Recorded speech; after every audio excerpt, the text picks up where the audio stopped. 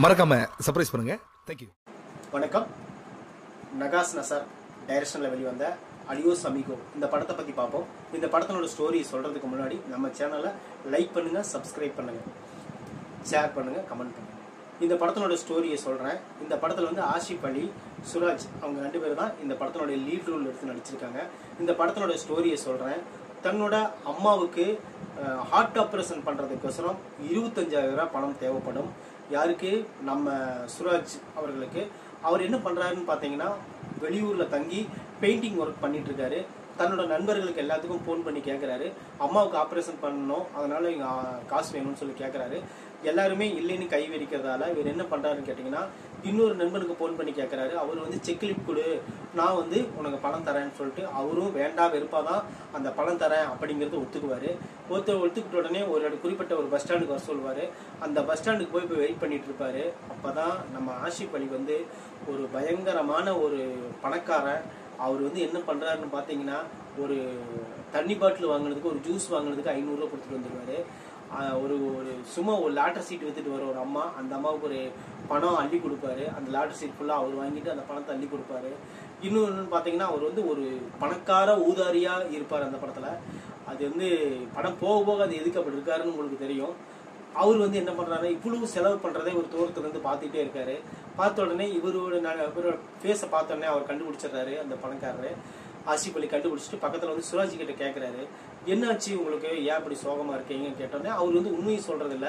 நான் ஒரு வேறு பிரச்சனையில் இருக்கிறேன், நான் ஒருத்தருக்காக வெயிட் பண்ணிட்டு இருக்கிறேன்னு சொல்கிறாரு. சரி ஓகே வாங்க நம்ம வந்து ஒரு திருவனந்தபுரம் வரலும் போயிட்டு வரலாம் அப்படின்னு சொல்லிட்டு கூட்டிகிட்டு போகிறாரு. உங்களுக்கு பணம் தான் பிரச்சனையா அப்படின்னு சொல்லி கேட்குறாரு. கேட்டோன்னா அப்புறம் இவர் அந்த சொல்கிறதே கிடையாது. ஏன்னா நான் அப்பா அம்மாவுக்கு இந்த மாதிரி ஆப்ரேஷனு அந்த மாதிரி பணம் கட்டணும் அது சொல்கிறது கிடையாது. இவர் நம்பி போனால் இவர் நம்மளுக்கு உதவி செய்வார் அப்படிங்கிறத மட்டும் மனசில் வச்சுக்கிட்டு அவர் பின்னாடியே போகிறாரு. போய் அவர் கூடவே போகிறாரு. அவர் என்ன பண்ணுறாருன்னு, ஆஷிப் அலி என்ன பண்ணுறாருன்னு அது அவருக்கே தெரிய மாட்டேன்றது. அந்த மாதிரி ஃபுல் அண்ட் ஃபுல் சரக்கோட தான் இருப்பார். படம் ஃபுல்லாக எனி டைம் சரக்கு அடிச்சுட்டு தான் இருப்பார். போதையிலே தான் இருப்பார். அவர் வீட்டில் இருந்து கூப்பிட்டு அப்பா கூப்பிட்டு பேசுவார், அம்மா கூப்பிட்டு பேசுவாங்க, மனைவி கூப்பிட்டு பேசுவாங்க, குழந்தைகள் பேசுவாங்க. இவங்ககிட்ட எல்லாத்துக்கிட்டையும் பேசும்போது கூட போதையில் தான் பேசுவார். படம் ஃபுல்லாகவே போதையில் தான் இருப்பார். அவர் தெளிகிறதே கிடையாது படம் ஃபுல்லாக. ஆனால் அந்த போதை ஆசாமி தான் இந்த படத்தினுடைய பெரிய ப்ளஸ் பாயிண்டாக அமைஞ்சிருக்கு. அந்த பணம் தேவையான ஒரு அப்பாவி இளைஞனை கூட கூப்பிட்டுக்கிட்டு இவர் வந்து போதையோட ஒவ்வொரு இடத்துக்கும் போகிறாரு. போய் ஒவ்வொரு இடத்துலையும் தகராறு பண்ணுறாரு. கடைசியில் பண தேவை இருக்குதுன்னு தெரிஞ்சதுக்கு அப்புறமும் இவர் கேட்குற இடத்துல இருக்கிற காசெல்லாம் செலவு பண்ணிட்டு மறுபடியும் கேட்குற இடத்துலலாம் பணம் அவருக்கு கிடைக்கிறதே கிடையாது. மறுபடியும் அந்த பணம் கிடைச்சி அந்த அம்மாவோட ஆப்ரேஷன் நல்லபடியாக முடிஞ்சுதா? அதுக்கப்புறமும் அந்த ஃப்ரெண்டு கொடுக்குறேன்னு சொன்ன ஒரு ஃப்ரெண்டு அவர் பணம் கொடுத்தாரா? இவங்க 2 பேரும் என்ன ஆனாங்க கடைசியில் அப்படிங்கிறது தான் இந்த படத்தினோட மொத்த ஸ்டோரியே. அதாவது ஒரு உண்மையான ஃப்ரெண்டு அது காலப்போக்கில் பழகினாங்க. உண்மையான ஃப்ரெண்டாக இருந்தால் இந்த படத்தை கண்டிப்பாக நீங்கள் கடைசியில் பார்த்தீங்கன்னா உங்களுக்கு எமோஷனல் கண்டிப்பாக ஆகும். அந்த மாதிரி ஒரு ஸ்டோரி தான் நரேட் பண்ணி கொடுத்துக்கிறாங்க. இந்த படத்தினோட ஸ்டோரி வந்து ரொம்ப சிம்பிளான ஸ்டோரி. ஒரு குடிகார, ஒரு ஊதாரி பணக்கார இளைஞன், உதவி பெறுகிற மனப்பான்மையோடு இருக்கிற இளைஞன் ஒரு பணத்தேவையுள்ள ஒரு ஆளை கூட்டிகிட்டு கூட சுற்றினா அது என்னென்ன சம்பவங்கள் நடக்கும் அப்படிங்கிறது ஒரு சின்ன ஒரு சம்பவம். இந்த படத்தில் வந்து அவ்வளோ பர்ஃபெக்டாக கொடுத்துருக்காங்க. இந்த படத்தை கண்டிப்பாக நீங்கள் ஒரு டைம் பாருங்கன்னு தான் நான் சொல்கிறேன். உங்களுக்கு டைம் கிடைச்சா கண்டிப்பாக நீங்கள் பாருங்கள்.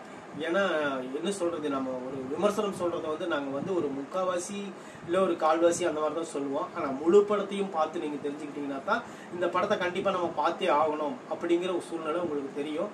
ஏன்னா இந்த படத்தினோட என்டர்டெயின்மெண்ட் அந்த மாதிரி. இந்த படம் வந்து 2.5 மணி நேரத்துக்கு மேலே ஓடுது. ஆனால் ஒரு சீனில் கூட நம்மளுக்கு இந்த இதுதான் போர் அடிக்குது அப்படின்னு சொல்ல முடியாது. அந்த மாதிரி ஒரு கதை தான் நரேட் பண்ணி கொடுத்துக்கிறாங்க. அந்த பஸ்ஸு ட்ராவலெல்லாம் வேற லெவல் ஒரு பர்ஃபார்மன்ஸ் கொடுத்துருக்காரு அந்த ஆஷிப் அலி. இன்னும் கூடுதலாக சொல்ல போனால் அந்த போலீஸ் ஸ்டேஷனில் மாட்டிக்கிறது. 2வது வந்து அந்த குடிச்சிட்டு அந்த பஃபுக்குள்ள ஒரு பிரச்சனை பண்ணுவார் பாருங்க. அதெல்லாம் அந்த இன்டர்வல் பிளாக்ல ஒரு சீன் இருக்கும் பாருங்க. அவர் எப்போ பாரு பாசு பாசு பாசு பாசுன்னு அவரை கூப்பிட்டுட்டு, அதாவது அந்த இவர் சுராஜை கூப்பிட்டுட்டு இடைவேளுக்கு ஒரு வேற முகத்தை காட்டுவார் பாருங்க. அந்த சீன்லாம் வேற லெவலுக்கு தெரிக்கும். அப்போ ரொம்ப ஃபீல் பண்ணுற மாதிரி ஒரு ஃபீலிங்கெல்லாம் வரும். அந்த கிளைமேக்ஸ் இன்னும் வேற லெவல் இருக்கும். கண்டிப்பாக இந்த படத்தை உங்களுக்கு டைம் கிடைச்சா பாருங்கள். ஆனால் படம் பார்க்குறதுக்கு முன்னாடி எந்த ஒரு டிஸ்டர்பன்ஸ் இல்லாமல் இந்த படத்தை பாருங்கள், அப்போ தான் உங்களுக்கு பிடிக்கும். தேங்க்யூ. இந்த விமர்சனம் பிடிச்சிருந்தா கண்டிப்பாக நீங்கள் லைக் பண்ணுங்கள். தேங்க்யூ.